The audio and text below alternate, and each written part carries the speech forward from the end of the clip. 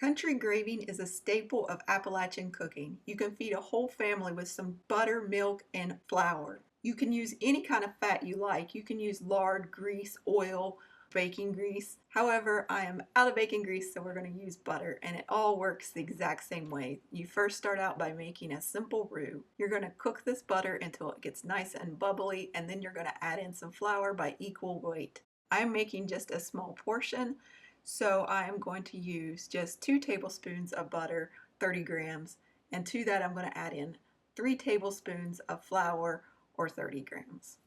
Now, if you're off a little bit here or there, it's not a big deal. This is all by eye a lot of times when you're in the kitchen, so don't worry about that.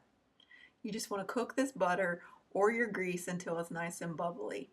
You got to be really careful if you're using lard or grease because it will snap back at you and you can get burned a lot easier.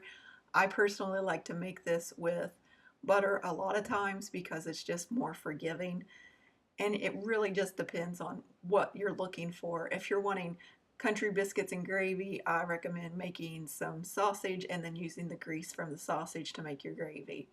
However, I'm using this in a different recipe, so I'm going to stick with butter. I don't want to have that savory quality to it. Once it starts bubbling like this, we're going to add in our flour. Again, that's 3 tablespoons or 30 grams. And this will make about 1 cup to 2 cups of gravy, depending on how thick you want your gravy. And a good thing to know is gravy is also often called white sauce, and white sauce is basically thinned out gravy. You're going to whisk this together until it gets nice and smooth, and you want to cook this anywhere from 3 to 10 minutes. If you want a really dark gravy, you're going to cook it to 10 minutes and you get a nice golden brown and it gives you a nutty flavor. But if you want a more blonde gravy, then you just want to cook this 3 to 5 minutes to get that flour taste out. You want to get this temperature up to 165 degrees Fahrenheit or 74 degrees Celsius to cook out anything that might be lurking in that flour.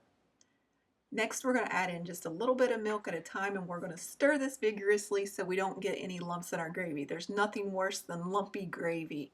So just add a little bit of milk at a time. I'm adding in maybe about 1/8 of a cup here or there. It's not precise. And you're just going to add up to 2 cups depending on how thick you want it. Now for this particular one, I'm going to be adding in just about over 1 cup. And you'll see that this gravy will get stuck to your whisk if you're using a whisk, and it actually helps you know when you're getting close to a really good thick style gravy because it will come out of your whisk more easily as you go along.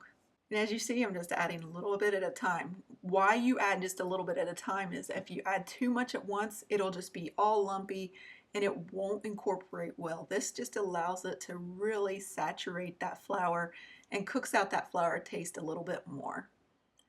And it's starting to come together really nicely. It's like a really thick paste. At this point, Maggie's getting really excited because she loves the smell of country gravy and she's always hoping she can get a little bit. You can see her up in the corner and she's always in these videos just lurking around looking for food for me to drop. This is actually starting to smell really good and it's doing a really good job for the gravy. You can use this as a base for making some Alfredo or some macaroni and cheese, or eat it just as it is on some white bread. That's what we used to do a lot when we were growing up, and just have white bread and gravy. That's pretty much how poor you can get, is when you have stale bread and white gravy as a dinner. It's not the most tasty things to me, but other people swear by it, especially when they use that bacon grease or any kind of lard left over. It does feed a lot of people, and it's one of those things that's an acquired taste. Some people like country gravy and some people just absolutely hate it. So we are getting really close to the end of making gravy. It shouldn't be really thick, but you can also make it thinner if you want it to pour out easily. I hope you enjoyed this recipe. Here are your ingredients if you want to follow along. Thank you for visiting us at jacksonsjob.com, and as always, happy baking.